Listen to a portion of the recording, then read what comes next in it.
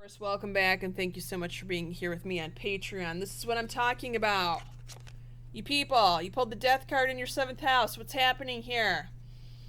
Have you been manifesting an exit point in some relationship, or manifesting a breakaway from someone who has seemed to have a hold on you? It's interesting that we pulled a year from now.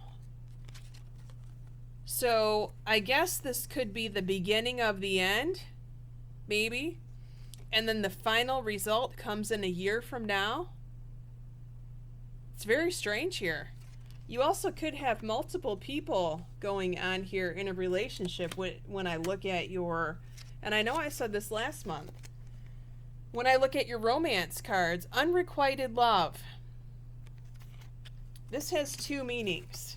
The bottom of this card said there's not enough attraction or chemistry to keep this relationship going, which may be why you're ending it, if you are ending it or wanting it to end. Okay? The other meaning of this card, and I always say this because of another deck I have where this same card occurs. Unrequited love has a history of meaning that someone from your past who you loved or who loved you, but the love was not reciprocated at that time.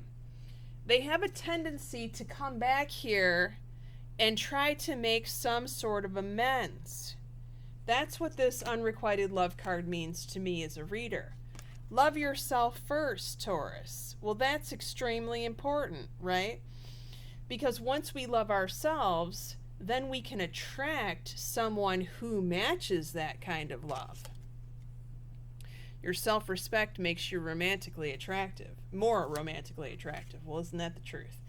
And worth waiting for. So that's why it tells me that, yeah, you know, maybe you're ending something or you're wanting something to end, but then there's this period of wait for someone else that's coming in.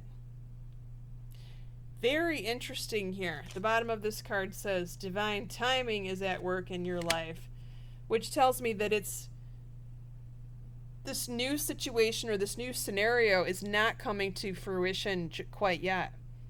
You may have to wait an entire year from now. I would love to know what cards you all are going to pull next year, because that to me as a reader is going to be fascinating. Now, your 8th house, intimacy, taxes, contracts, legal matters, the source of your significant other's income.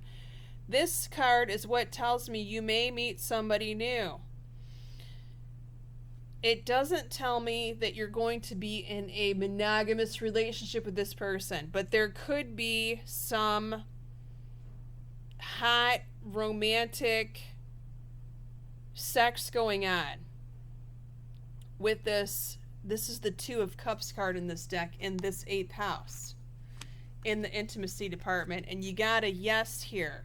Okay, so it tells me that you're not going to say no. Now, does that mean that you can't say no? Obviously, you can do whatever you want, right? You're a Taurus. But it tells me that you are leaning towards the yes sign on this situation. This could also be you entering into a contract with someone or a company. Your 9th house, school and travel, new beginnings. You could be booking a trip that you've never gone to, a destination before. This is the brand new destination for you, or you could be signing up for a new school or a new class.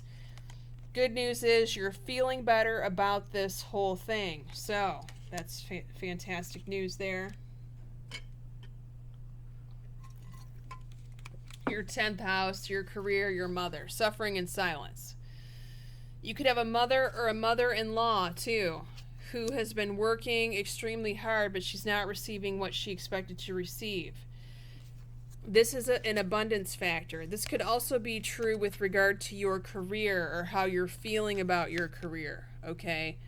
But this is definitely not the time to quit. It's time to keep going in career, and it's time for your mother to keep going on whatever venture that she's in right now. Okay, 11th house. Your child or your best friend, for those of you that don't have children, this is talking about your best friend's spiritual strength. They feel challenged at this time. But this is also a message that they have to keep going. This is a message of resilience here. They are testing the waters of how resilient they are, spiritually, emotionally, physically. They need to be assertive, they need to ask for what they want, and they need to keep going until they get a yes, or they get what they want, okay? 12th house, house of the future, 3 months from now, July, the devil card, temptation. For some of you, this could be a Capricorn that shows up on on the scene for you in July that has some sort of expectations. Doesn't necessarily have to be a Capricorn, but this is a Capricorn card. For others of you, you may run into someone who is an addict or a former addict who has fallen off the wagon.